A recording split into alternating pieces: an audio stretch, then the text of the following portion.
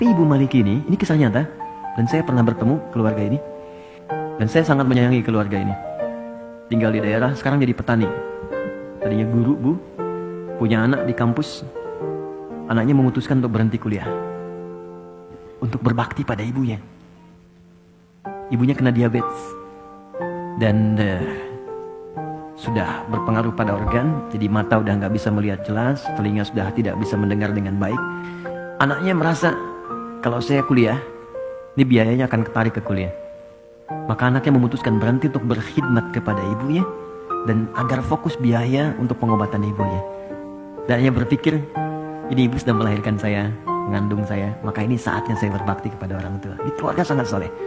Dan Masya Allah, ibu ini tidak pernah mendengar kajian sampai ke telinga beliau, kecuali pasti ingin minta diantar oleh suaminya datang.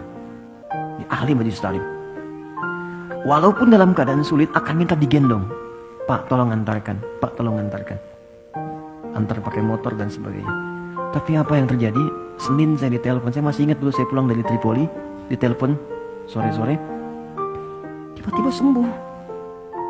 Sembuh teman-teman. Masya Allah, dan dalam sembuhnya beliau datang ke kamarnya. Ini kisah nyata.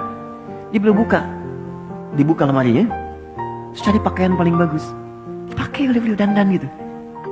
Udah gitu masuk ke ruangan tengah, dipanggil anak-anaknya dengan suaminya. Pas sini, nak sini, datang gitu kan. Masih kaget, gak bisa tanya, kok bisa seketika gitu, sehat, sembuh, datang. Terus minta bikinkan susu katanya. Dibuatkan susu, dibikinkan duduk semua, tengah, duduk. Kemudian minta pada anaknya untuk dibacakan Al-Quran. Nak coba baca Quran nih. Anaknya baca.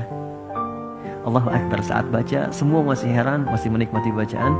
Tiba-tiba tangan yang menggenggam anak dan suami itu menjadi kaku. Ternyata saat dibacakan Quran itu beliau sudah pulang menghadap kepada Allah Subhanahu wa Ta'ala. Wafat dengan dibuatkan minuman air susu oleh anak yang pernah disusuinya. Dan wafat diantarkan dengan bacaan Al-Quran pada anak yang pernah dididiknya. Dan wafat dalam keadaan mengenakan pakaian terbaiknya yang paling halal yang ia miliki untuk menghadap Allah Subhanahu wa Ta'ala.